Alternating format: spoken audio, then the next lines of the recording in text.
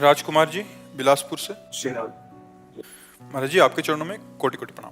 महाराज जी जैसे लोग भंडारा कराते हैं, भगवान के नाम का प्रसाद या लंगर लगाते हैं, तो ऐसा बोला जाता है कि प्रसाद बांटने वाले के पाप कट रहे हैं और भोग पाने वाले के हिस्से में आते हैं और उनके पुण्य नष्ट होते हैं। तो महाराज जी हम अपने हिस्से के पाप किसी और को क्यों दें कि हमारे खुद के गलत कर्मों की सजा कोई और क्यों भोगे? और महाराज जी उद्देश्य इसका दूसरा भाव कर लो कि भगवान ने हमको 4 रोटी दी है तो 2 में हम बांट कर खा रहे हैं।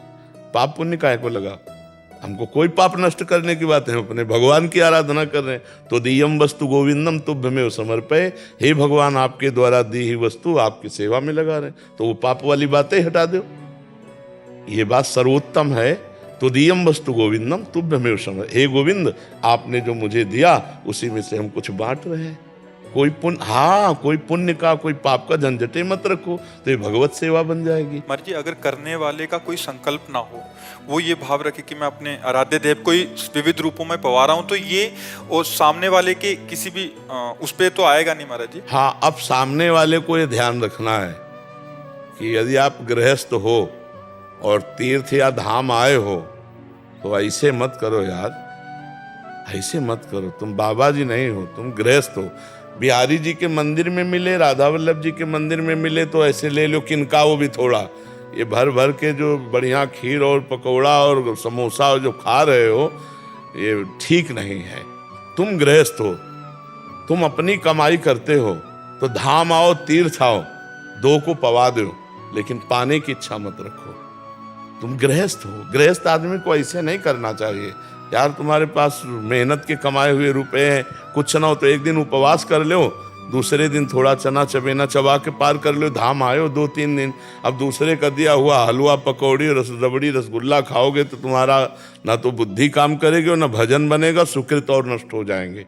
ये बात समझ लो। इसीलिए हम कई बार सत्संग में प्राय रोका है कि मंदिर में आप प्रसाद ले सकते हो, ये जो बाहर सब दान पुण्य वाला भावनात्मक है ये तुम्हारे लिए हानिकारक होगा, नहीं लेना चाहिए। जैसे परिक्रमा आदि पे बट रहा है वो तो चलो हम ऐसे किया चल दिया। महाराज जी जैसे किसी आश्रम आदि या कहीं रुकते हैं तो वहां अगर पाते हैं तो उतना देना चाहिए, देना चाहिए। अगर आप होटल में जाओ तो पता चले कि ये भोजन हमें 100 रुपये का मिलेगा, तो हम कह रहे हैं ना 100 रुपये तुम दो तो 50 तो दे ही दो, वहाँ ठाकुर जी के चरणों में चढ़ा दो। फ्री पाके मत आओ। अगर गृहस्थ हो तो तीर्थ धाम जाओ, कहीं भी फ्री पानी भी मत पियो। अगर पानी भी पिया तो 2 रुपया वहाँ रख दो। ऐसे चलना चाहिए। गृहस्थी तप के अंतर्गत ही आ जाता है महाराज जी। बिल्कुल बिल्कुल, इसको बहुत सावधानी से, इसीलिए तीर्थयाटन जो है सब कोई नहीं लाभ ले पाता है। तीर्थों में जाकर नशा करना, तीर्थों में जाके होटल बुक करके व्यभिचार करना, तीर्थों में गंदे आचरण, भारी पाप कमा के आ रहे हो। दूसरे का खा लिया कि यार बच गए, 100 रुपया बच गया इनके भंडारे में पास। 100 तो तुमने 100 तो बहुत कम मेहनत में कमाए, लेकिन पुण्य जो बहुत मेहनत में कमाए वो दे दिए। तुम्हें पता नहीं है कि 100 नहीं हजारों का पुण्य नुकसान हो गया। बहुत सावधानी से तीर्थों में जाए। हम कह रहे हैं भगवान के धामों तीर्थों में जाए तो दूसरों का पाए मत, दूसरों की निंदा मत करे, कोई पाप मत करे। एक दिन भले उपवास करके रह जाए, इसके बाद चला जाए यहाँ से। यहाँ रह करके कोई पाप आचरण न करे भगवत धामों में। और गृहस्थी में है तो ऐसे करना बनता ही नहीं। ऐसे वो बांट रहा है, अगर ऐसे किया तो 50 रुपये उसकी जेब में डाल दो, हम मान गए तुम्हारी बात। इसमें फिर दूसरा सिद्धांत ये समझ आ रहा है कि जैसे पाप उसके नष्ट हो रहे हैं ये ले रहा है, ये एक सिद्धांत हो गया। इसमें ये समझ आ रहा है कि इसका जो तप है उसका जो पुण्य बना और उसको लाभ जा रहा है, इसके पुण्य नष्ट हो रहे हैं। इसमें हम गृहस्थ धर्म की एक मर्यादा भी है। हम और पाप पुण्य दोनों को छोड़ रहे हैं।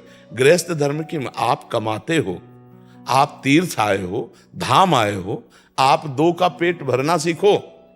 अपने पेट को भरो मत किसी के दान पुण्य के वस्तु से।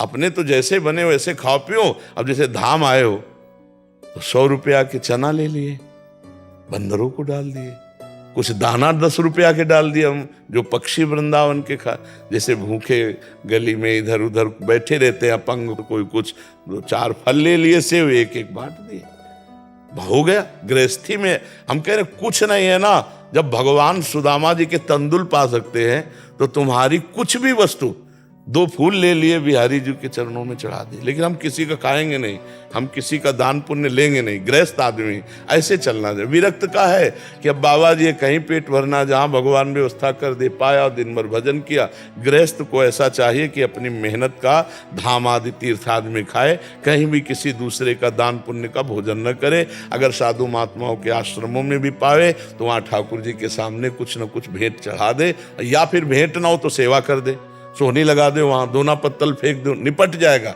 हम ऐसे फ्री किसी का ना खाएं।